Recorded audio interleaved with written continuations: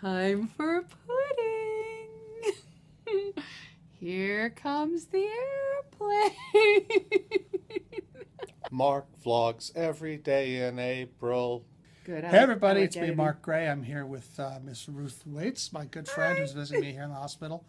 And she saw the video of my my sutures in my arm, and she thought they were awesome. Awesome. She's really weird. No. Anyway, I was going to tell her this story about what happened to my second operation, my anesthetic situation. This was Monday. I think it was Monday, the day I got the pins put into my leg. I got wheeled down to the operating room, and the operating room it's like an auto shop. It's just piled high with crates and boxes, and there's like beds everywhere, and people and machines, and all these like guys mostly sitting around in white coats and masks, and they all kind of look a little bored, kind of like a shop class, you know. And it's like all parts for like every kind of screw and weird thing you need. And my anesthesiologist is doctor, this Jewish woman who's very young. I felt like she was. It was all I could do to not ask her if she was on J-date. They have to tell you about the anesthetic. And I've had anesthetic before, and usually they give you the gas, and you slowly pass out. And then it's like time travel. You wake up, ding, Right. and it's the next day, and everything's happened already. And you're a woman. And you're a woman, and you have giant tits. Yeah, that's what happens. That's how I got mine. So then, but I have these IVs, and there's one on my ankle and one on my arm.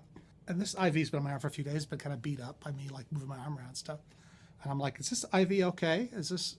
It looks kind of beat. She's like, I think it's okay. Yeah, it's okay. And I think she felt a little. I kind of got in her head about it a little bit. Yeah. And she got kind of weird about it. And then we get into the operating room, and she's like, give me just a second. I want to fix this IV. Let me just fix this IV. And she takes it out and moves it, and then and I'm like lying there with my eyes shut, and they kind of drag you off your bed onto this skinny, narrow table.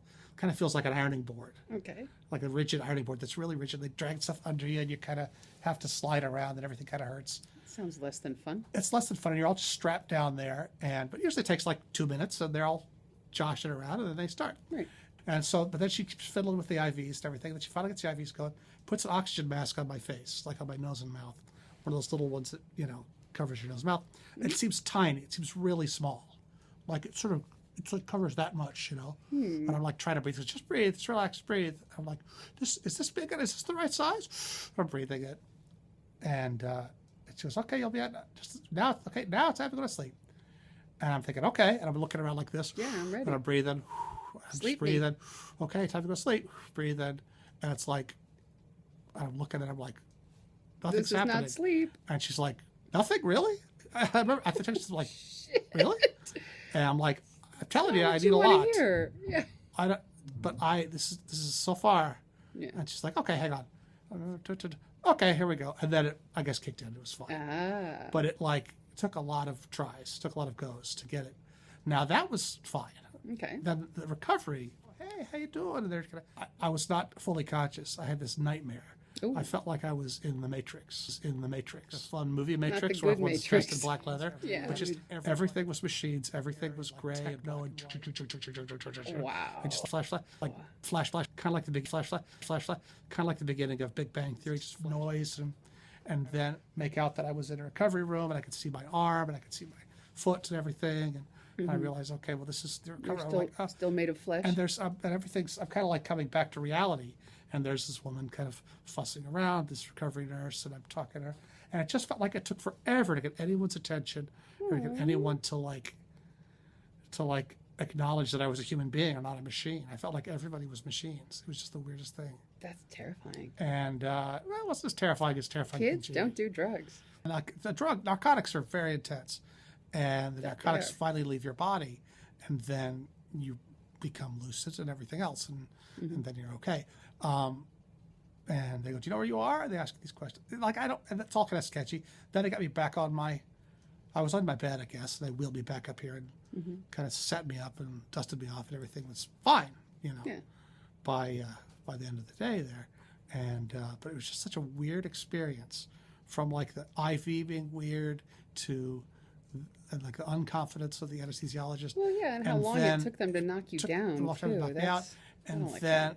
but you know, I can't. It seemed to have worked. I mean, well, clearly it worked. My voice is not fucked up from the intubation or anything. And, no. And but just like I just felt like I was a machine. It was the weirdest thing.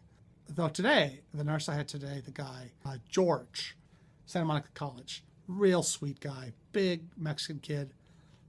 Thought I was funny and liked everything. Was like so sweet. Gave me like a neck massage and like washed me and just That's the really worst thing that they don't get cleaned your up jokes. my gunky catheter and he was like, "Oh, those guys totally missed your Hellboy joke." Yeah, I see. That's the worst thing is being misunderstood. Yeah, being misunderstood. If the J-Date lady sees this, right? You know, maybe she'll she call seemed like you. a nice lady. I don't know. I think she needs to be more confident in her own. I don't know if she dates Gentiles. I don't know if she's. I don't know. I'm just profiling her. She might not be Gentile, but she needs to have more confidence in her decisions and not let me get in her head. Yeah. About it being messed up, and but boy, it's just everything. It was weird. It's like a crowded recovery room. So anyway, hospitals. Just keeping up to date about healthcare in America. Thanks, Obamacare. Yay. No, seriously, thanks. Seriously, thanks.